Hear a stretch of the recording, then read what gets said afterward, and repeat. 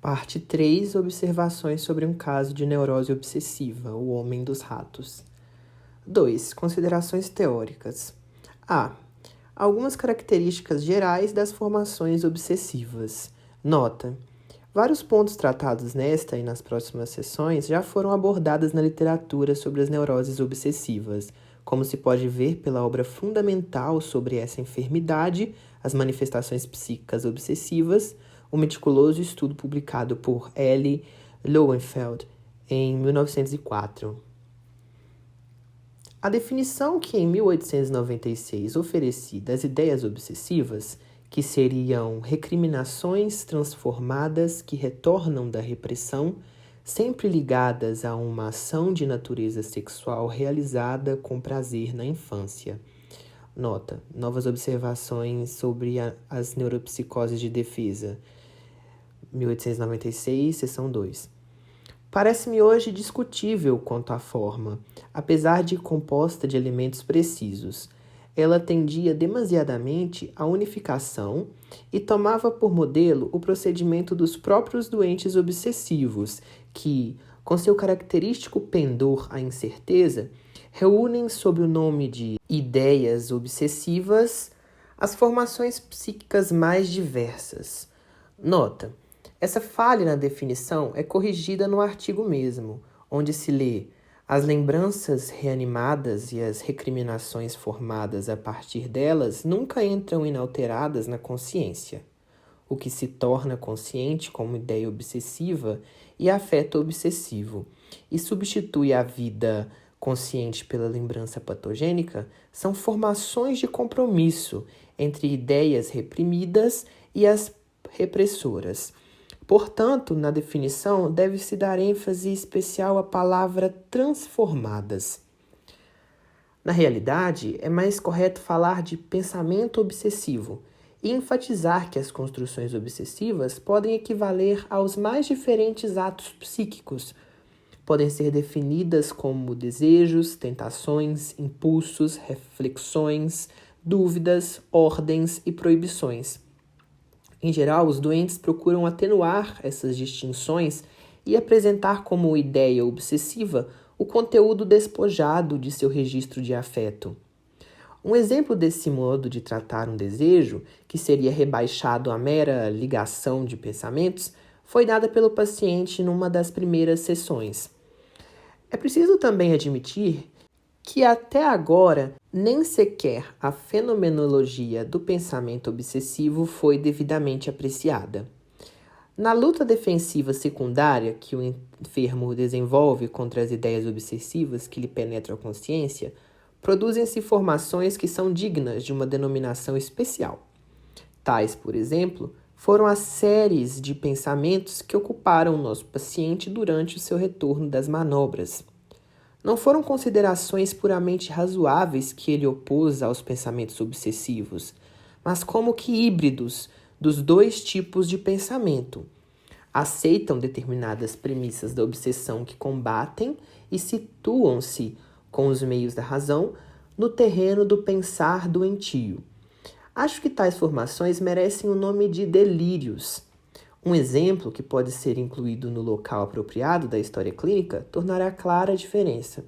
Quando o paciente, no tempo em que se preparava para um exame, entregou-se à doida conduta acima descrita, de estudar até altas horas, depois abrir a porta para o espírito do pai e depois olhar os próprios genitais no espelho, buscou voltar a si perguntando-se o que diria o pai sobre aquilo, caso ainda fosse vivo. Mas esses argumentos não teve sucesso enquanto foi colocado dessa forma razoável. O espectro desapareceu apenas quando ele expressou a mesma ideia na forma de uma ameaça delirante. Se repetisse aquele absurdo, o pai sofreria um infortúnio no além.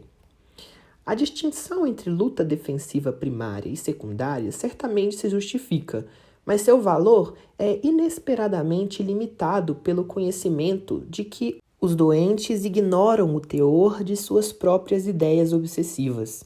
Soa paradoxal, mas tem sentido, pois no decorrer de uma psicanálise cresce não apenas a coragem do enfermo, mas também, digamos, a de sua enfermidade. Ela ousa manifestar-se mais claramente. Abandonando essa imagem, é como se o doente, que até então evitou, horrorizado, a percepção de suas produções patológicas, começasse a lhes dar atenção e delas se inteirasse mais clara e detalhadamente. Nota: vários pacientes retraem sua atenção de tal forma que são incapazes de fornecer o conteúdo de uma ideia obsessiva, de descrever um ato obsessivo que realizaram inúmeras vezes. Além disso, chega-se a um conhecimento mais apurado das formações obsessivas por dois caminhos especiais. Primeiro, nota-se que os sonhos podem oferecer o texto genuíno de um comando obsessivo, etc., que na vigília tornou-se conhecido apenas de forma mutilada e deslocada, como num telegrama truncado. Esses textos surgem no sonho como falas, contrariando a regra de que as falas no sonho vêm de falas diurnas. Nota: conferir Interpretação dos Sonhos, 8ª edição, página 285, capítulo 6, seção F. Segundo, no acompanhamento analítico de um caso clínico, adquire-se a convicção de que frequentemente ideias obsessivas consecutivas são no fundo a mesma, embora o seu teor não seja idêntico. A ideia obsessiva foi rejeitada com sucesso na primeira vez, mas volta deformada. Não é reconhecida e, talvez justamente por sua deformação, pode afirmar-se melhor na luta defensiva. Mas a forma original é a correta, que não raro deixa perceber abertamente o seu sentido.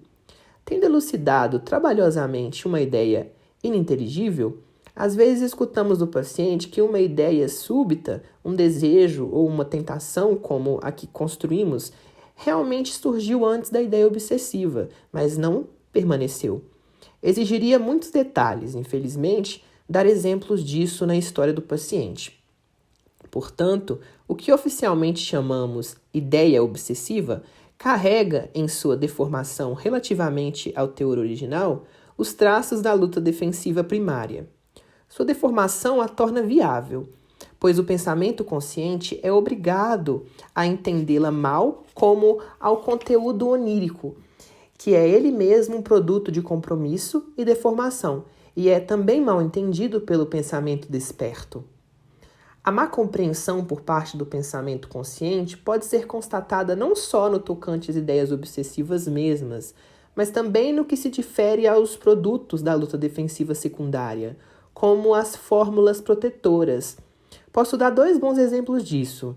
O paciente utilizava como fórmula defensiva um aber, mas em alemão, falando rapidamente, acompanhado de um gesto de repulsa com a mão. Um dia ele contou que, nos últimos tempos, essa fórmula se modificara. Ele não dizia mais aber, a pronúncia normal em alemão, mas aber. Perguntado pelo motivo dessa transformação, disse que o E mudo da segunda sílaba não lhe dava segurança em face da intromissão, que temia, de algo diferente e contrário, e por isso resolvera acentuar o E. Tal explicação, bem no estilo da neurose obsessiva, mostrou-se claramente inadequada. Quando muito, podia reivindicar o valor de racionalização. Na realidade, o aber era uma aproximação de Abwehr, defesa, termo que ele conhecia das conversas teóricas sobre a psicanálise. Portanto, a terapia foi utilizada de modo abusivo e delirante para reforçar uma fórmula de defesa. Em outra ocasião, ele falou de sua principal palavra mágica para todas as tentações, que formou com as iniciais das orações mais eficazes, dotando-as de um amém no final. Não posso transcrever aqui a palavra por motivos que já se evidenciam. Quando a ouvi, não pude deixar de perceber se tratava de um anagrama da mulher que ele adorava. Esse nome havia um S, que ele colocara no fim, logo antes do Amen, acrescentado. Ele havia, então, podemos dizer, juntado seu semen em alemão, com a amada, isto é, se masturbando com ela na imaginação. Mas ele próprio não notara essa evidente relação. A defesa se deixara enganar pelo reprimido. Aliás, um bom exemplo da tese de que, com o tempo, aquilo de que a pessoa se defende penetra naquilo mediante o qual ela se defende. Se afirmo que os pensamentos obsessivos experimentaram deformação semelhante à dos pensamentos oníricos antes de se tornarem conteúdo onírico, pode nos interessar a técnica dessa deformação, e nada nos impediria de apresentar seus diferentes meios numa série de ideias obsessivas traduzidas e compreendidas. Mas também aqui as condições para a publicação deste caso me impedem de fornecer mais que algumas amostras. Nem todas as ideias obsessivas do paciente eram de textura tão complexa e deslindamento tão difícil como a dos ratos. Em algumas outras foi usada uma técnica bem simples, a da deformação por omissão, elipse, que acha excelente aplicação nas piadas, mas que neste caso também agiu como meio de proteção contra o entendimento. Por exemplo, uma de suas ideias obsessivas prediletas e mais antigas equivale a um aviso ou admoestação. Dizia: se eu me caso com essa mulher, acontece uma desgraça a meu pai, no além. Inserindo os elos intermediários omitidos, que conhecemos pela análise, o curso de pensamento é: se meu pai estivesse vivo, ficaria tão aborrecido com meu projeto de esposar essa mulher quanto ficou então naquele episódio de minha infância, de modo que eu teria novamente raiva dele e lhe desejaria tudo de mal, o que finalmente sucederia a ele em virtude da onipotência de meus desejos.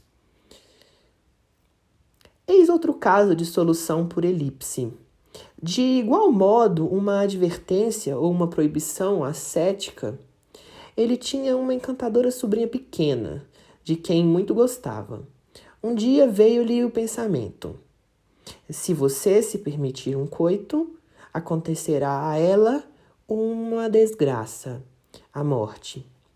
Incluindo o que foi deixado de fora, em todo coito, também com uma desconhecida, você não pode esquecer que a relação sexual no seu casamento jamais resultará num filho, a esterilidade de sua amada. Isso lhe fará tão mal que você terá inveja de sua irmã pela pequena ela, e tais sentimentos de inveja ocasionarão a morte da garota. Nota: um exemplo que deve lembrar a utilização da técnica da omissão nas piadas se encontra num outro trabalho meu, O Xiste e sua relação com o inconsciente, 1905, capítulo 2, seção 2. Em Viena há um escritor espirituoso e combativo, que, pela mordacidade de suas invectivas, mais de uma vez foi fisicamente agredido por parte dos que atacou. Quando, em certa ocasião, falou-se de um novo malfeito de um dos seus adversários habituais, alguém afirmou: se fulano souber disso, levará uma bofetada. O contrassenso do comentário desaparece se incluirmos nessas palavras entre as duas orações. Escreverá um artigo tão veemente contra o responsável que, etc. Essa piada elíptica também mostra semelhança de conteúdo com o primeiro exemplo acima. A técnica de deformação elíptica parece ser típica da neurose obsessiva. Já encontrei também nos pensamentos obsessivos de outros pacientes. Particularmente claro e interessante devido a alguma semelhança com a estrutura da ideia do suplício com os ratos, foi o caso de dúvida numa senhora que sofria principalmente de atos obsessivos. Ela saiu para passear com o marido em Nuremberg e entraram numa loja, onde comprou vários objetos para a filha, entre eles um pente. O marido, para quem as compras demoravam muito, disse ter enxergado na vitrine de um antiquário uma moeda que desejava adquirir e que a buscaria naquela loja em seguida. Mas ele se ausentou por tempo demais, segundo a estimativa dela. Ao voltar, respondeu, perguntando onde estivera. No antiquário, ora. Ao que ela, no mesmo instante, foi tomada pela dúvida atroz de que há muito tempo já tivesse o pente que comprara para a filha. Naturalmente não soube descobrir a conexão simples envolvida, não podendo senão explicar a dúvida como tendo sido deslocada e construir o pensamento inconsciente incompleto da seguinte maneira: se é verdade que você estava no antiquário, se devo acreditar nisso, então posso também acreditar que há anos tenho esse pente que acabo de comprar. Ou seja, uma equiparação irônica e derrisória, similar ao pensamento de nosso paciente. Sim, tão certo como os dois, seu pai e sua amada, terão filhos, restituirei o dinheiro a A. No caso da senhora, a dúvida relacionava-se ao inconsciente ciúme que a fazia supor que o marido aproveitara o intervalo para uma visita galante. Não procurarei aqui fazer uma apreciação psicológica do pensamento obsessivo. Ele traria resultados bastante valiosos e contribuiria mais para esclarecer nossas percepções sobre a natureza do consciente e do inconsciente que o estudo da histeria e dos fenômenos da hipnose. Seria desejável que os filósofos e psicólogos que produzem teorias engenhosas sobre o inconsciente a partir do que ouvem dizer ou de suas próprias definições convencionais adquirissem antes as impressões decisivas que podemos obter dos fenômenos do pensamento obsessivo. Quase que exigíamos tal coisa deles, se não fosse tão mais laboriosa do que os métodos de trabalho com que estão familiarizados. Aqui apenas direi que na neurose obsessiva, ocasionalmente, os processos psíquicos inconscientes irrompem na consciência de forma mais pura e menos desfigurada, que tal irrupção pode ocorrer desde qualquer estágio do processo inconsciente de pensamento e que as ideias obsessivas, no instante da irrupção, geralmente podem ser reconhecidas como formações há muito existentes. Daí o notável fenômeno de que, quando se busca com o neurótico obsessivo a primeira aparição de uma ideia obsessiva, ele tende a recuá-la sempre mais no decorrer da análise, sempre achando novos primeiros ensejos para ela. B. Algumas peculiaridades psíquicas dos neuróticos obsessivos, sua relação com a realidade, a superstição e a morte. Tratarei aqui de algumas características psíquicas dos neuróticos obsessivos que não parecem importantes em si, mas acham-se no caminho para a compreensão do que é mais importante. Elas eram bem pronunciadas em meu paciente, mas sei que não devem ser atribuídas à sua individualidade, e sim ao seu distúrbio, e que são encontradas tipicamente em outros neuróticos obsessivos. O paciente era supersticioso em alto grau, embora fosse um homem esclarecido, de elevada instrução e viva perspicácia, que de vez em quando me assegurava não crer naquelas bobagens. Portanto, ele era e ao mesmo tempo não era supersticioso, distinguindo-se claramente dos supersticiosos e incultos que se acham em harmonia com suas crenças. Ele parecia compreender que a supersticiosidade dependia de seu pensamento obsessivo, embora às vezes se entregasse inteiramente a ela. Uma conduta assim contraditória e oscilante pode ser entendida mais facilmente à luz de uma determinada hipótese explicativa. Não hesitei em supor que, ante essas coisas, ele possuía duas convicções diferentes e opostas, e não uma opinião ainda a ser formada. Entre as duas convicções, ele oscilava, em óbvia dependência de sua atitude momentânea para com a neurose obsessiva. Tão logo superava uma obsessão, ria de sua credulidade com um superior entendimento e nada acontecia que o pudesse abalar. E tão logo se encontrava novamente sob o domínio de uma obsessão não resolvida, ou, o que a isso equivale, de uma resistência. Sucediam-lhe os mais estranhos acasos, vindo em auxílio de sua crédula convicção. Sua superstição era a de um homem culto. Prescindia de vulgaridades como o temor da sexta-feira, do número 13, etc. Mas ele acreditava em premonições e sonhos proféticos. Sempre topava com pessoas nas quais inexplicavelmente, tinha pensado pouco antes e recebia cartas de correspondentes que, após longos intervalos, subitamente lhe haviam retornado a lembrança. Ao mesmo tempo, era bastante probo, ou bastante fiel à sua convicção oficial, para não esquecer casos em que os mais fortes pressentimentos haviam resultado em nada. Por exemplo, certa vez em que, indo para uma estação de veraneio, teve o claro pressentimento de que não retornaria vivo a Viena. Também admitiu que a grande maioria dos presságios dizia respeito a coisas sem importância maior para ele, e que, ao deparar com alguém de que há muito não se lembrava até algum momento antes, nada mais ocorria entre ele e a pessoa que milagrosamente reaparecera. E naturalmente não podia questionar que tudo importante em sua vida ocorrera sem nenhum aviso. Fora surpreendido totalmente pela morte do pai, por exemplo. Mas esses argumentos não afetivam a discrepância que haviam em suas convicções. Apenas atestavam o caráter obsessivo de sua supersticiosidade, que já podíamos inferir das oscilações desta, que acompanhavam a resistência. Claro que eu não estava em condições de explicar racionalmente todas as histórias miraculosas de seu passado, mas pude lhe provar, quanto às coisas desse tipo que sucederam durante o tratamento, que ele mesmo participava da fabricação dos milagres e quais meios utilizava para isso. Recorria à visão e leitura indireta, ao esquecimento e, sobretudo, a equívocos de memória. No final, ajudou-me a descobrir até os pequenos truques mediante os quais eram feitos aqueles prodígios. Uma interessante raiz infantil de sua crença na realização de presságios e profecias mostrou-se na lembrança de que, frequentemente, quando se marcava um compromisso, sua mãe dizia: "Não posso nesse dia, terei que ficar de cama."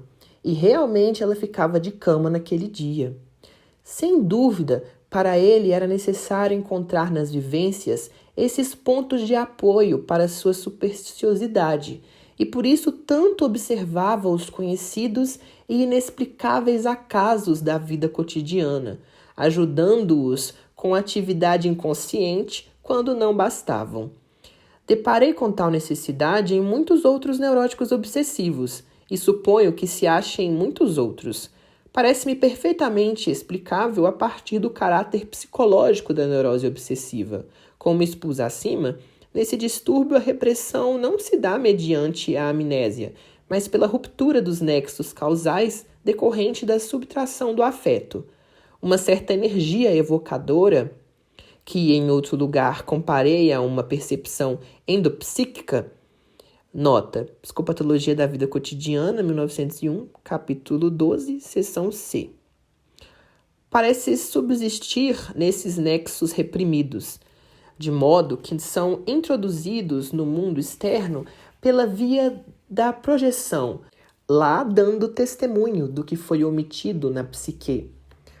Outra necessidade psíquica comum aos neuróticos obsessivos, que tem certo parentesco com a recém-mencionada e cuja investigação nos leva mais fundo na pesquisa dos instintos, é a necessidade de incerteza na vida, de dúvida.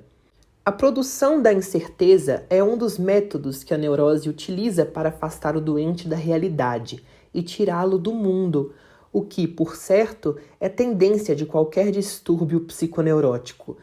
Mais uma vez, é bastante claro quanto os doentes se esforçam para fugir a uma certeza e permanecer numa dúvida. Em alguns, essa tendência chega a exprimir-se vivamente na aversão a relógios que dão certeza quanto à hora do dia e nos artifícios inconscientes que empregam para tornar inofensivos os instrumentos que eliminam a dúvida. O paciente desenvolver uma habilidade especial em evitar informações que lhe fossem úteis para tomar decisão em seu conflito. Assim, no tocante à sua amada, ignorava coisas decisivas para o matrimônio. Dizia não saber quem realizar a cirurgia e se fora retirado um ou ambos os ovários. foi levado a recordar o esquecido e verificar o negligenciado. A predileção que têm os neuróticos obsessivos pela incerteza e a dúvida torna-se um motivo para que voltem seus pensamentos, sobretudo para os temas em que a incerteza é humanamente universal, em que nosso saber ou nosso juízo está necessariamente exposto à dúvida. Esses temas são, antes de tudo, a paternidade, a duração da vida, a vida além túmulo e a memória, na qual costumamos crer sem a menor garantia de que seja confiável. Nota: como diz Lichtenberg, um astrônomo sabe se a Lua é habitada ou não com a certeza com que sabe quem é seu pai, mas não com a certeza de quem é sua mãe.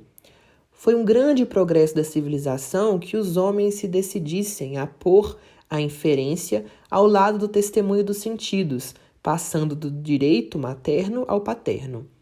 Peças pré-históricas em que uma figura menor está sentada na cabeça de uma maior representavam a descendência paterna. Palas Atena, que não teve mãe, saiu da cabeça de Zeus. Em nossa língua chama-se Zeus, testemunha, a pessoa que atesta algo ante um tribunal, conforme a participação masculina no ato da procriação. O verbo zeugen significa tanto testemunhar como procriar. E já nos hieróglifos, a testemunha era representada com a imagem dos órgãos genitais masculinos.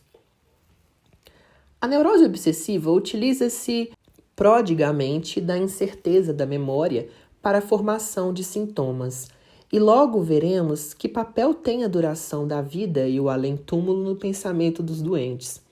Mas antes me parece oportuno discutir um traço de supersticiosidade do paciente que já mencionei, algumas páginas acima, que certamente terá surpreendido alguns leitores.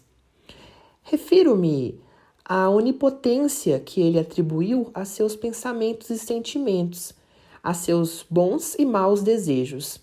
É tentador explicar essa ideia como um delírio que ultrapassa o âmbito da neurose obsessiva, mas encontrei a mesma convicção num outro obsessivo que há muito se acha recuperado e leva uma vida normal.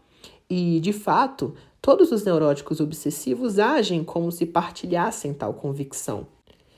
É tarefa nossa esclarecer essa superestimação. De imediato, supomos que nesta crença há uma sincera admissão da velha mania infantil de grandeza e perguntamos ao paciente em que apoia ele sua convicção. Como resposta, ele traz duas vivências. Na segunda vez em que foi para o estabelecimento hidroterápico no qual tivera o primeiro e único alívio para seu mal, solicitou o mesmo quarto que, por sua localização, facilitara o relacionamento com uma das enfermeiras. Responderam-lhe que o quarto não estava disponível, um velho professor o havia tomado. E a essa notícia, que diminuía bastante sua perspectiva de cura, ele reagiu com palavras hostis, que ele tenha um ataque por isso. 2 semanas depois, acordou com a perturbadora imagem de um cadáver. E de manhã soube que o professor realmente tivera um ataque e que fora levado para o quarto aproximadamente no instante em que ele próprio acordava. A outra vivência dizia respeito a uma moça mais velha, ainda solteira e bastante carente de amor, que se mostrava muito receptiva a ele e perguntou-lhe diretamente, certa vez, se não poderia amá-la. Ele deu uma resposta esquiva.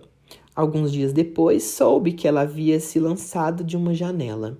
Então se recriminou, dizendo que estivera em seu poder mantê-la viva, se lhe tivesse dado seu amor.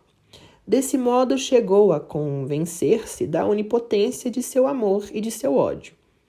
Sem querer negar a onipotência do amor, sublinhemos que os dois casos tratam da morte e adotemos a explicação, para nós natural, de que o paciente, como outros neuróticos obsessivos, é obrigado a superestimar o efeito dos seus sentimentos hostis sobre o mundo exterior, pois escapa ao seu conhecimento consciente boa parte do efeito interior, psíquico desses sentimentos. Seu amor, ou antes, seu ódio, é mesmo muito poderoso. Cria justamente os pensamentos obsessivos, cuja origem ele não entende e contra os quais ele se defende em vão.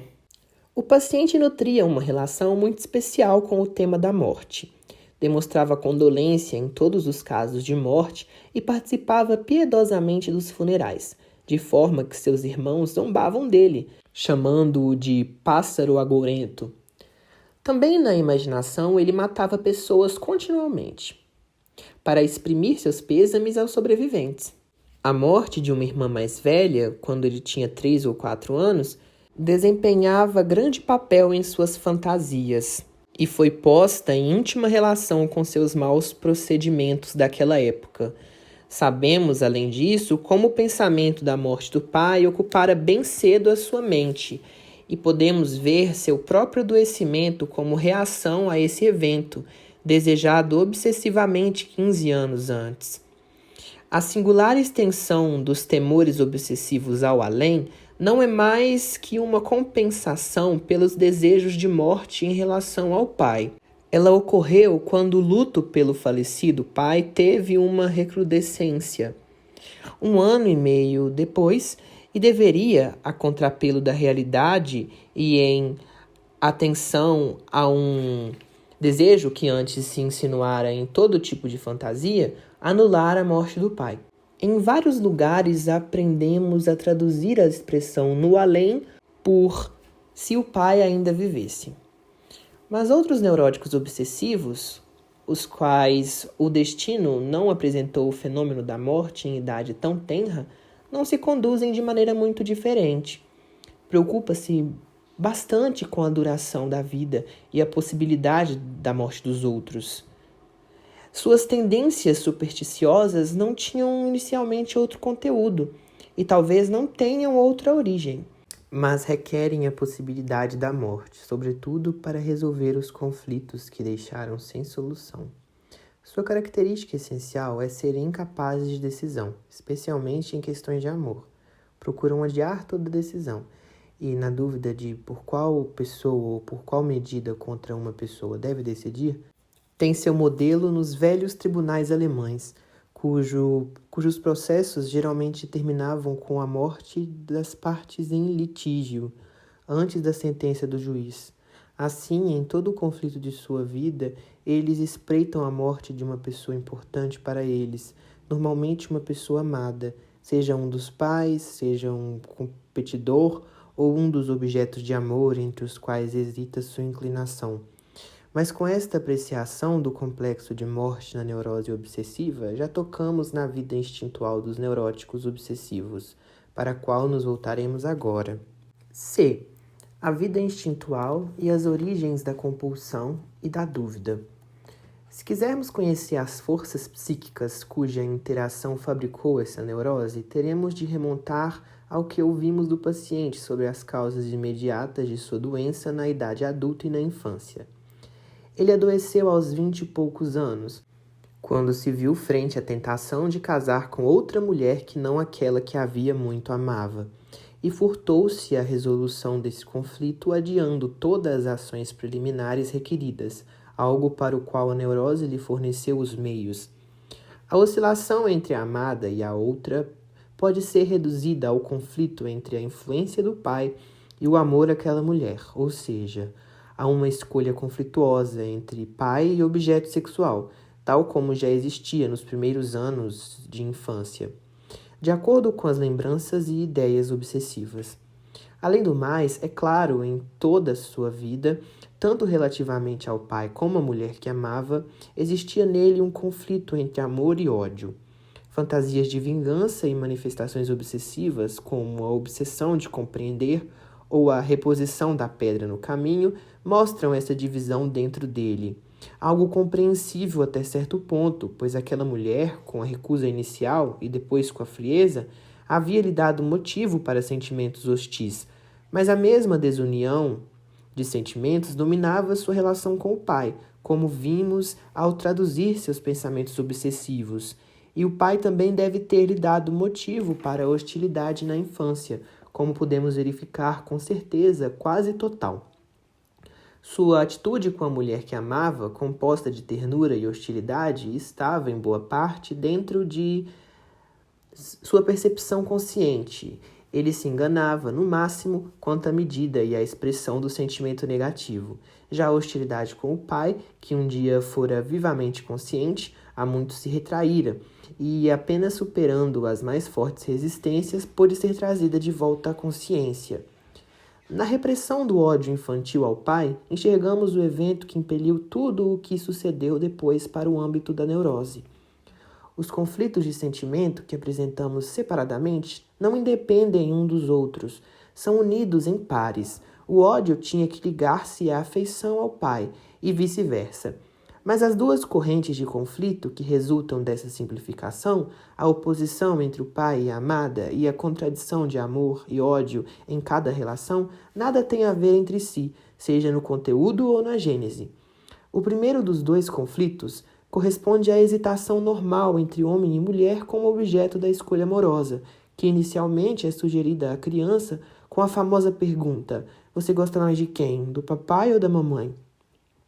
E que vem a acompanhá-la por toda a vida, não obstante as diferenças na formação das intensidades afetivas e na fixação das metas sexuais definitivas. Mas normalmente essa oposição logo perde o caráter de contradição aguda, de um inexorável isso ou aquilo. Cria-se espaço para as reivindicações desiguais de ambas as partes, apesar de também no indivíduo normal a valorização de um sexo implicar sempre a desvalorização do outro. Mais estranho nos parece o outro conflito, aquele entre amor e ódio. Sabemos que a paixão incipiente é, não raro, percebida como ódio, e que o amor ao qual é negada satisfação torna-se facilmente ódio, em parte. E os poetas nos dizem que em estágios tempestuosos da paixão, os dois sentimentos contrários podem existir lado a lado por algum tempo, como que competindo. Mas a coexistência crônica de amor e ódio à mesma pessoa, os dois sentimentos com a máxima intensidade, é algo que nos espanta. Esperaríamos que o grande amor tivesse há muito superado o ódio, ou sido por ele consumido.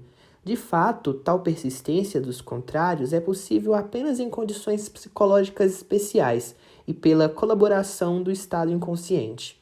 O amor não pode extinguir o ódio, apenas empurrá-lo para o inconsciente, e ali este pode conservar-se e até crescer, protegido da ação eliminadora da consciência.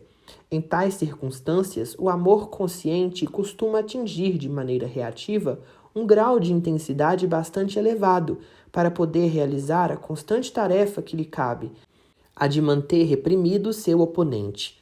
Uma separação desses opostos ocorrida bem cedo, nos anos pré-históricos da infância, com repressão de uma das partes, geralmente o ódio, parece ser a condição para esta surpreendente constelação da vida amorosa.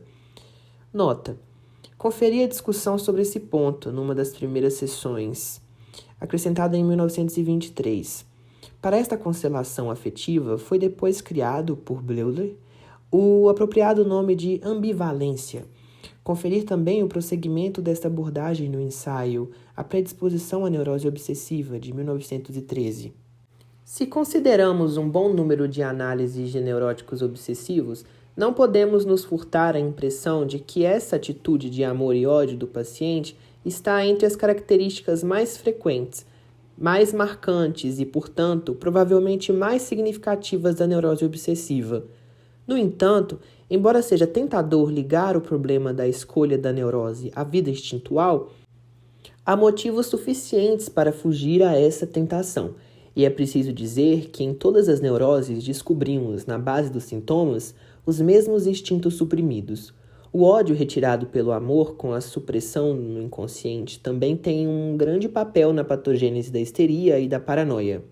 Conhecemos muito pouco a natureza do amor para poder chegar aqui a uma conclusão definida, sobretudo a relação de seu fator negativo.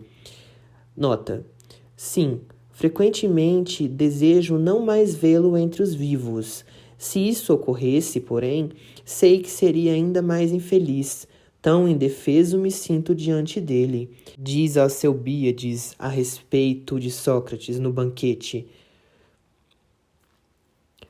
com o componente sádico da libido permanecer obscura. Portanto, tem apenas o valor de uma explicação provisória se afirmarmos que, nos casos discutidos de ódio inconsciente, o componente sádico do amor desenvolveu-se constitucionalmente de forma bastante acentuada, daí experimentando uma supressão prematura e demasiado radical. E os fenômenos neuróticos observados derivam, por um lado, da ternura consciente elevada ao máximo pela reação e, por outro lado, do sadismo que persegue atuando como ódio no inconsciente. Mas, como quer que se entenda essa notável relação de amor e ódio, a observação feita em nosso paciente não deixa dúvidas quanto à sua ocorrência, e é gratificante ver como os enigmáticos processos da neurose obsessiva tornam-se compreensíveis quando referidos a esse fator.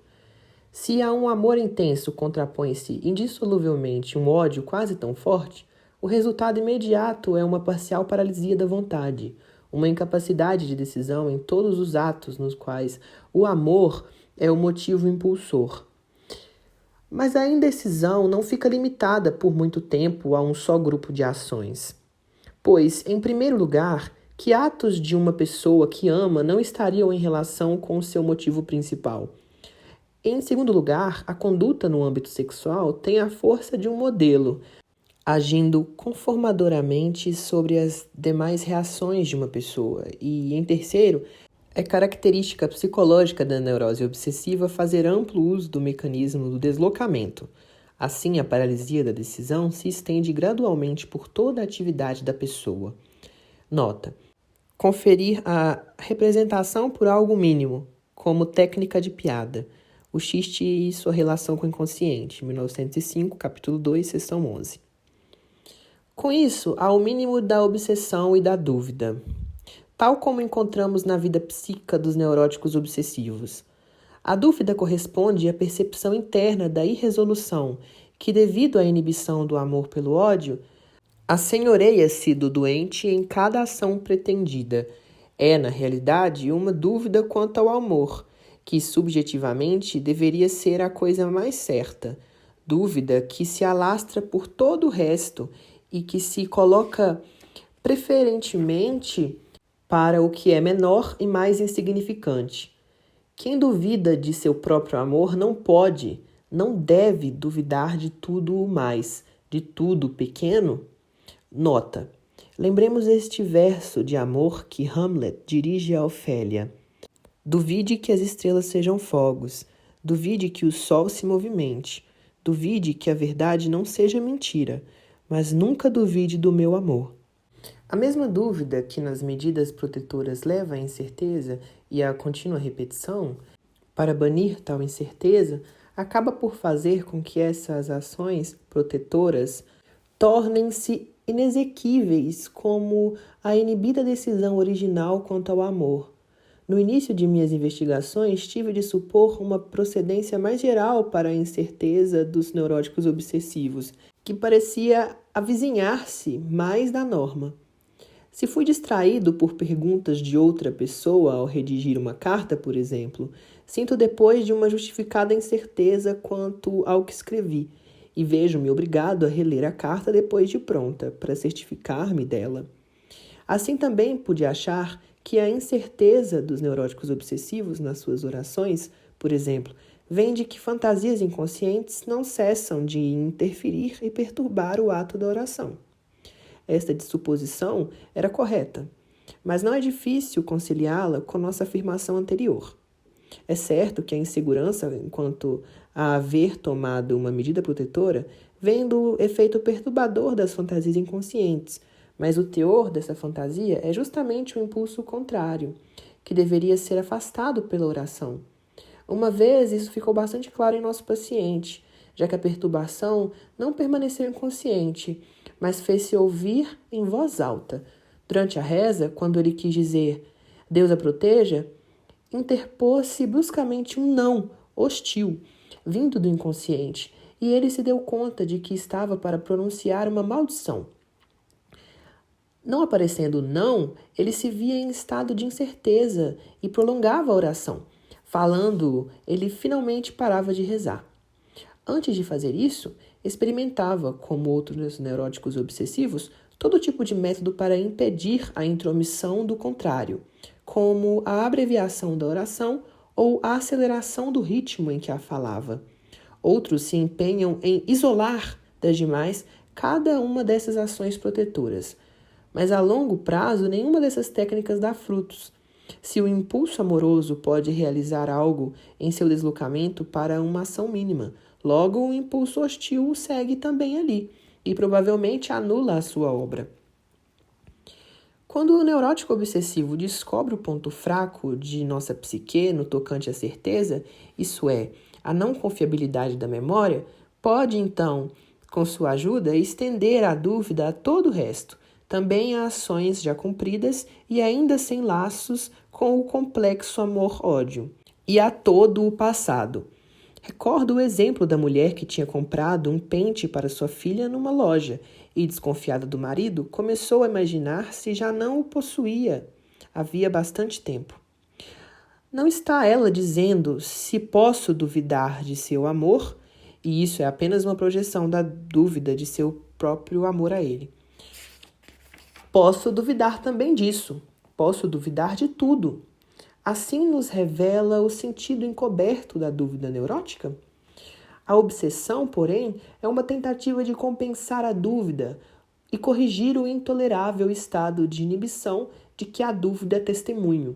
Se, com auxílio do deslocamento, o doente consegue levar à solução algum dos propósitos inibidos, este tem de ser realizado. Certamente não é mais o original, mas a energia ali represada já não renuncia à oportunidade de desafogo que é a ação substituta. Então ela se exprime em comandos e proibições conforme o impulso afetuoso ou o impulso hostil se apodere desse caminho para a descarga. Se o comando obsessivo não é seguido, a tensão é insuportável, vindo a ser percebida como angústia extrema. Mas o próprio caminho que leva à ação substitutiva, deslocada para algo íntimo, é tão fortemente questionado que geralmente ela pode ser realizada apenas como medida protetora, em íntima ligação com um impulso a ser afastado. Mediante uma espécie de regressão, além disso, atos preparatórios tomam o lugar da resolução final. O pensamento substitui o agir, e algum pensamento preliminar ao ato se impõe com obsessiva veemência, no lugar da ação substitutiva. Conforme essa regressão do agir ao pensar for mais ou menos pronunciada, o caso de neurose obsessiva toma características de pensamento obsessivo, ideias obsessivas, ou de ações obsessivas no sentido estrito. Tais ações obsessivas, contudo, são possibilitadas apenas porque nelas os dois impulsos antagonistas praticamente se conciliam em formações de compromisso, pois elas aproximam-se cada vez mais e, quanto mais dura a enfermidade, de modo mais nítido, dos atos sexuais infantis da espécie da masturbação. De forma que nesse tipo de neurose chegam a se realizar atos de amor, mas apenas com o recurso a uma nova regressão. Não mais atos ligados a outra pessoa, objeto de amor e ódio, mas ações autoeróticas como as da infância. A primeira regressão, do agir ao pensamento, é favorecido por outro fator que participa da gênese da neurose. Nas histórias dos neuróticos obsessivos, um acontecimento quase regular é o precoce surgimento e prematura repressão do impulso sexual de olhar e saber, que também em nosso paciente governava uma parte da atividade sexual infantil. Nota: a isso também se relaciona, provavelmente, a grande capacidade intelectual que os neuróticos obsessivos têm em média. Já vimos a significação dos componentes sádicos na origem da neurose obsessiva. Quando o impulso de saber predomina na constituição do neurótico obsessivo, o cismar torna-se o principal sintoma da neurose. O processo mesmo de pensar é sexualizado, na medida em que o prazer sexual, que normalmente se liga ao teor do pensamento, é voltado para o ato mesmo de pensar, e a satisfação ao atingir um resultado intelectual é sentida como satisfação sexual. Nas várias formas da neurose obsessiva em que o impulso de saber participa, sua relação com os processos intelectuais o faz particularmente adequado a atrair a energia que em vão se empenha para chegar à ação e leva-la ao âmbito do pensamento, onde se oferece a possibilidade de outra espécie de satisfação do prazer. Assim, a ação substitutiva pode, com a ajuda do impulso de saber, ser também substituída por atos de pensamento preparatórios. Mas o adiantamento da ação logo é substituído pelo demorar-se no pensamento, e todo o processo é enfim transposto para um novo âmbito, mantendo-se todas as suas peculiaridades, tal como os americanos conseguem to move, mover uma casa de um local para o outro. Apoiado nas considerações acima, agora me aventuro a determinar a característica psicológica, há tanto tempo buscada, que dá aos produtos da neurose obsessiva sua qualidade de obsessão. Tornam-se obsessivos aqueles processos de pensamento que, devido à inibição resultante do conflito de opostos no extremo motor dos sistemas mentais, se realizam com um dispêndio de energia, tanto qualitativa como quantitativamente, que normalmente é destinado apenas às ações, ou seja, aqueles pensamentos que têm de representar atos regressivamente. Creio que não se poderá contestar a suposição de que, em geral, o pensar é efetuado, por razões econômicas, com deslocamentos de energia menores, provavelmente em nível mais elevado, do que o agir destinado a trazer descarga e a mudar o mundo exterior. Aquilo que, como o pensamento obsessivo penetrou de maneira muito forte na consciência, precisa então ser garantido contra os esforços do pensamento consciente para dissolvê-lo. Já sabemos que tal proteção é alcançada através da deformação que o pensamento obsessivo sofreu antes de tornar-se consciente. Mas este não é o único meio. Além disso, raramente se deixa de afastar a ideia obsessiva da situação em que ela se originou, na qual, apesar da deformação, seria facilmente compreensível. Com esse propósito, por um lado, é introduzido um intervalo entre a situação patogênica e a ideia obsessiva dela decorrente, o qual confunde a investigação consciente das causas. Por outro lado, o conteúdo da ideia obsessiva é separado de seus vínculos especiais mediante a generalização. O paciente dá um exemplo disso na obsessão de compreender. Um exemplo melhor seria talvez o de outra enferma, que se proibiu de usar qualquer adorno, embora a causa imediata da proibição remontasse a um único adorno, que ela invejara da mãe e que esperava um dia herdar. Por fim, também serve para proteger a ideia obsessiva do trabalho de dissolução por parte da consciência, o uso de palavras imprecisas ou ambíguas, se quisermos distinguir entre esse e a deformação inteira. Essas palavras mal entendidas podem então introduzir-se nos delírios e os desenvolvimentos ou sucedâneos da obsessão se ligam ao mal entendido, não ao texto correto. Mas a observação mostra que esses delírios se empenham em obter sempre novos vínculos com o texto e teor da obsessão não acolhidos no pensamento consciente. Quero retornar ainda uma vez à vida instintual da neurose obsessiva, para fazer uma única observação. O paciente revelou-se também um cheirador, alguém que na infância, segundo ele próprio, reconhecia cada pessoa pelo cheiro, como um cão, e a quem ainda hoje as percepções olfativas dizem mais do que a outras pessoas. Nota: acrescento que fortes tendências coprofílicas vigoraram durante a sua infância. Ver a respeito o já mencionado erotismo anal. Encontrei algo semelhante em outros neuróticos, obsessivos e histéricos, e aprendi a levar em conta o papel que tem, na gênese da neurose, o prazer em cheirar desaparecido desde a infância. De maneira bem ampla, gostaria de lançar a questão de que a inevitável atrofia do olfato que veio com a adoção da postura ereta pelo ser humano e consequente repressão orgânica do prazer em cheirar poderiam contribuir bastante para a sua capacidade de adoecimento neurótico. Isso explicaria por que, no avanço da civilização, justamente a vida sexual seja vítima da repressão, pois há muito sabemos do íntimo nexo estabelecido na organização animal entre a fundação do olfato e o instinto sexual. Finalizando, quero expressar a esperança de que esta minha comunicação, incompleta em todo sentido, possa ao menos estimular outros a trazerem mais coisas à luz, aprofundando o estudo da neurose obsessiva. A meu ver, o que caracteriza essa neurose, o que a diferencia da histeria, deve ser buscado na situação psicológica, não na vida instintual. Não posso deixar este meu paciente sem registrar a impressão de que se achava como que dissociado em 3 personalidades.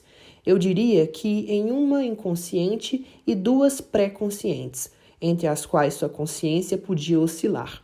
Seu inconsciente abrangia os impulsos suprimidos bastante cedo, que podemos designar como apaixonados e maus.